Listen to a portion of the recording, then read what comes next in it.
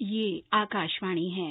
प्रस्तुत है कार्यक्रम सुर्खियों में। इसके अंतर्गत आज सुनिए नव वर्ष का उत्सव और कोरोना से सावधानियों पर विशेष कार्यक्रम। दुनिया में कोरोना वायरस का नया स्ट्रेन अभी कुछ समय पहले ही आया है। भारत में भी ओमिक्रॉन के मामलों का आंकड़ा 1000 तक पहुंचने को है। ऐसे में कहीं नए साल के उत्साह में हमारी असावधानी ओमिक्रॉन के प्रसार की स्थिति को और गंभीर न बना दे, इसलिए हमें सचेत रहने की आवश्यकता है।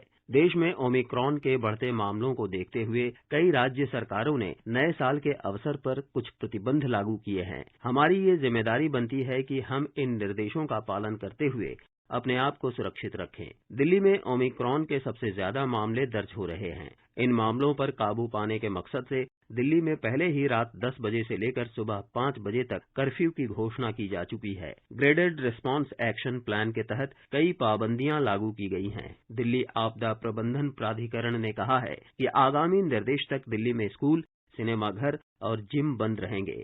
ऑड इवन आधार पर दुकानें और मॉल खुल सकते हैं।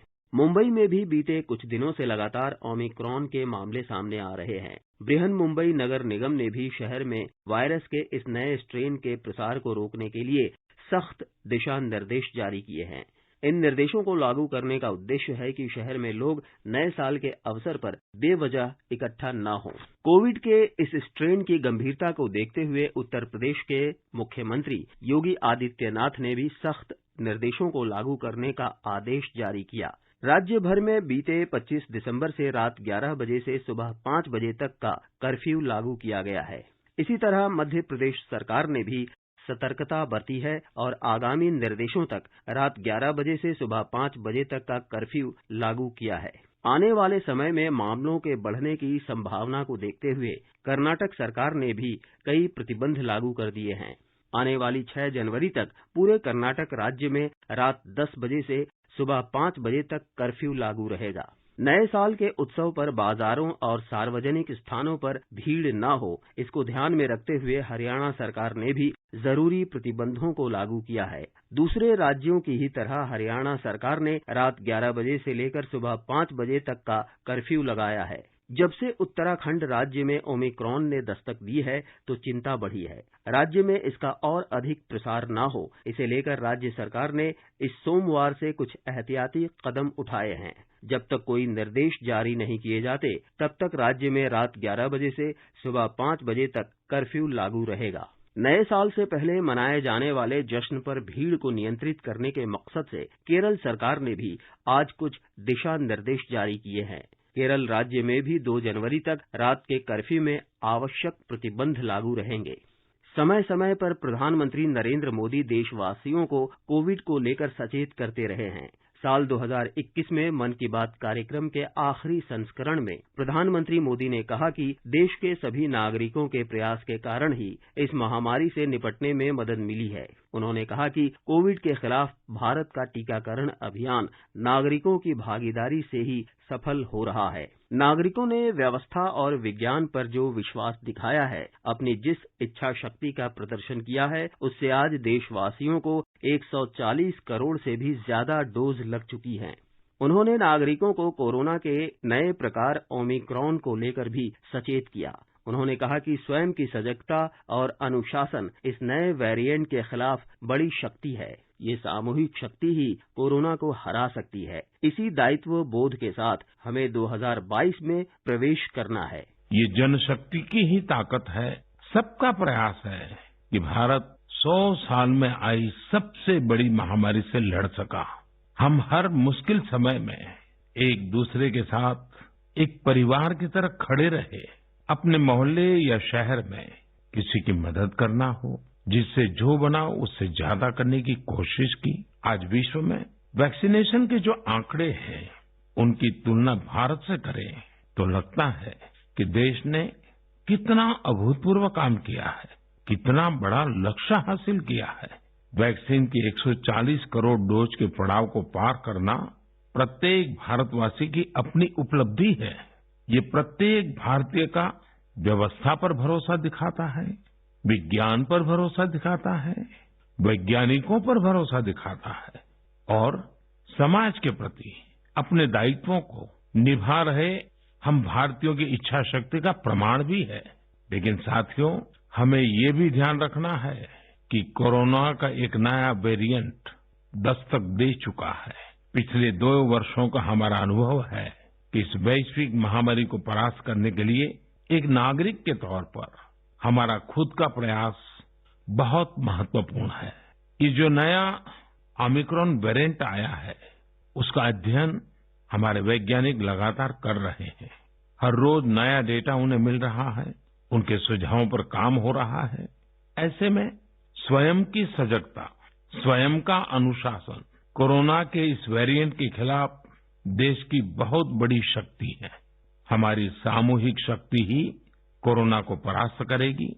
इसी दायित्व बोध के साथ हमें 2022 में प्रवेश करना है।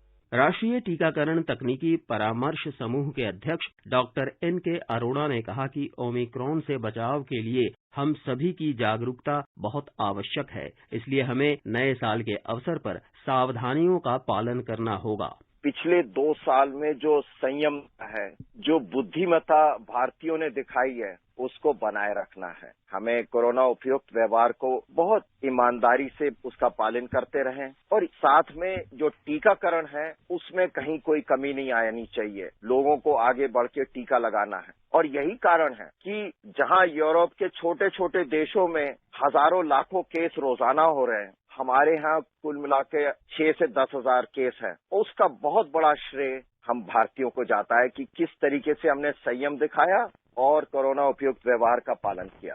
हाल ही में प्रधानमंत्री नरेंद्र मोदी ने राष्ट्र को संबोधित करते हुए कहा था कि 3 जनवरी से 15 से 18 साल की उम्र के बच्चों का टीकाकरण शुरू होगा। डॉक्टर अरोड़ा ने कहा कि बच्चों का टीकाकरण शुरू होने से उनमें संक्रमण के खिलाफ प्रतिरक्षा विकसित होगी। टीकाकरण को लेकर सरकार के नए दिशा निर्देश में 60 साल से अधिक उम्र के गंभीर बीमारियों वाले नागरिकों के लिए टीके की तीसरी एहतियाती डोज का विकल्प मिलेगा। ये डोज हेल्थ केयर और फ्रंट लाइन वर्कर्स को भी 10 जनवरी से लगेगी। जिस तरह कोरोना के नए स्ट्रेन ओमिक्रॉन का प्रसार हो रहा है, उसमें इस तीसरी डोज की क्या अहमियत है, इस बारे में डॉक्टर अरोड़ा बताते हैं। 60 साल से ऊपर कोमॉर्बिडिटीज काफी बढ़ जाती हैं। कई तरह की बीमारियां होती हैं जिसकी वजह से शरीर की प्रतिरोधक क्षमता कम हो जाती है। इम्यूनो सप्रेशन या इम्यूनो कॉम्प्रोमाइज हो जाते हैं, जैसे कैंसर है, उसकी वजह से दवाइयां दी जाती हैं। तो ऐसी स्थिति में उन बुजुर्गों का जो सुरक्षा कवच है उसको और सुदृढ़ करने की आवश्यकता रहती है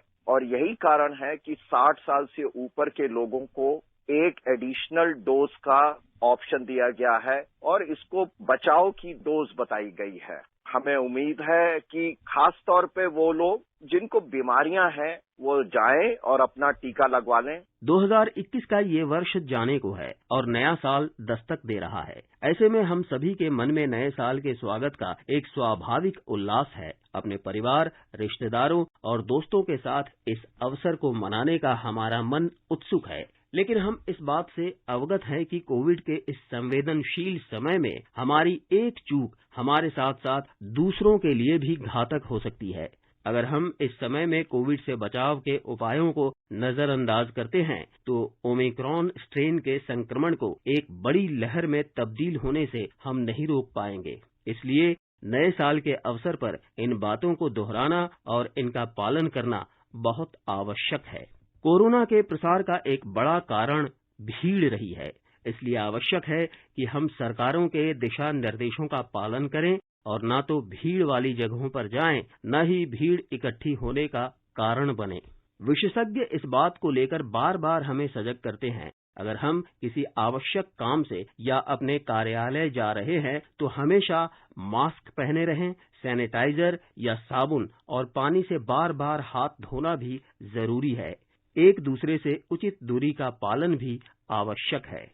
अभी आप सुन रहे थे नव वर्ष का उत्सव और कोरोना से सावधानियों पर विशेष कार्यक्रम। ये कार्यक्रम आकाशवाणी के समाचार सेवा प्रभाग द्वारा प्रस्तुत किया गया। इसे आप हमारे mobile app news on AIR और YouTube channel news on AIR official पर भी सुन सकते हैं। इस कार्यक्रम के संबंध में अपनी प्रतिक्रिया आप हमें ईमेल कर सकते हैं। पता है airnsttalks@gmail.com। इस कार्यक्रम को फिर से सुनने के लिए लॉग ऑन करें हमारी वेबसाइट newsonair.nic.in।